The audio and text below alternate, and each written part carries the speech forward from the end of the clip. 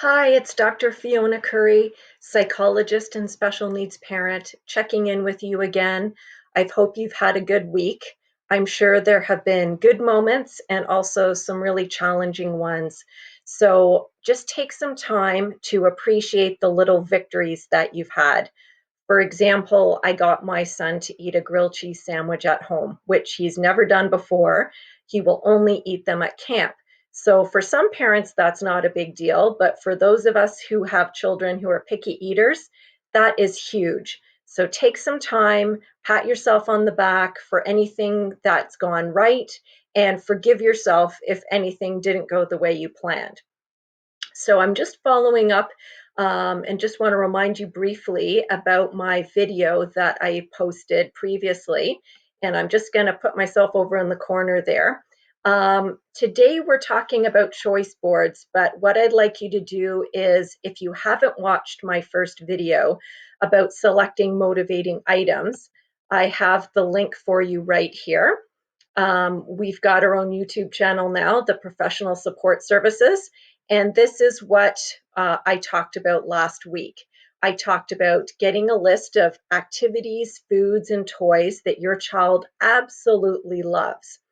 And I've also provided a link here to a more formal preference assessment in which you can fill out in a bunch of different categories all of the things that your child loves. So just remember, everybody's different. I'm different from you. Your child is different from other children in terms of what we really, really love. So remember, the list is not based on what you think your child should like, but what they really, really do like. And I know you know your kids really well, so you should be able to figure out, if you're stuck inside like you are now, what are the things that you're going to take out of your toolbox to really try to motivate your child. So check out that video. And then today we're going to talk about choice boards, what you do when you compile a list of all of those things and bring them together. So here are some examples. This is one that I made a few years ago, and using Velcro and a laminator. And I imagine most of you don't have access to these supplies right now, but just to get a sense of what a choice board might look like. So this would be several examples of different things that this particular child absolutely loves. Things like we've got food items, we've got an iPad, we've got Dora, and we've got more food and YouTube. So those are the kinds of things that you can put together to make a choice board.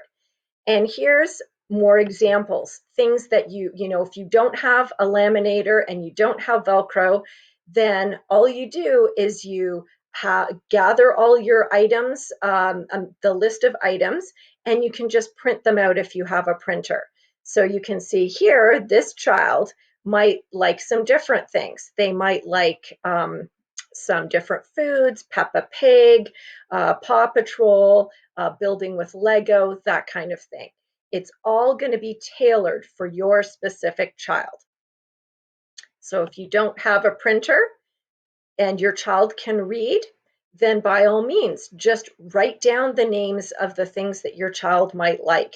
And they can either point to them, or if they can speak, then they can say the names of the different words. So this is great to do if you don't have access to all those other supplies.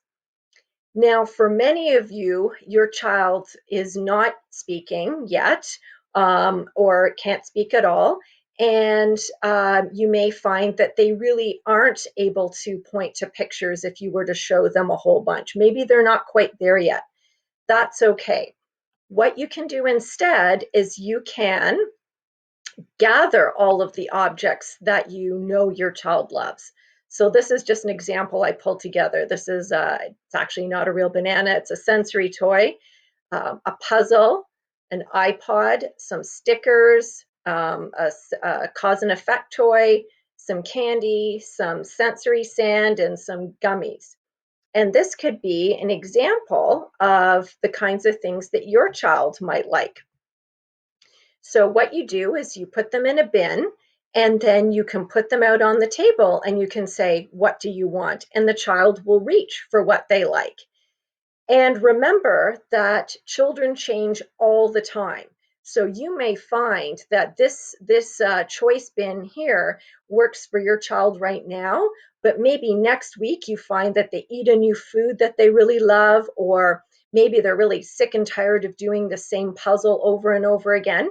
So you can add and you can take out any activities at any time. So this choice bin is always going to change depending on your child's preferences. So your challenge this week is to either make a choice board using pictures, or if you have access to the program Board Maker and your child is used to using picture symbols, you can make a choice board using Board Maker. If your child isn't ready and is not at that stage, you can always gather the objects. So try to do that. And what I'm going to do in my next few videos is I'm going to show you what you can do with the choice board or the choice bin now that you've collected these activities. How we're going to help your child structure their day a little bit by getting them to do an activity, let's say taking a shower, in order to get access to an activity that they really like, let's say iPad. So that's our next step. So I hope to see you then. And remember to hang in there. We're all in this together. And also remember that your track record for getting through every difficult day is 100%. Okay, so take care, and I hope to see you next week. Bye for now.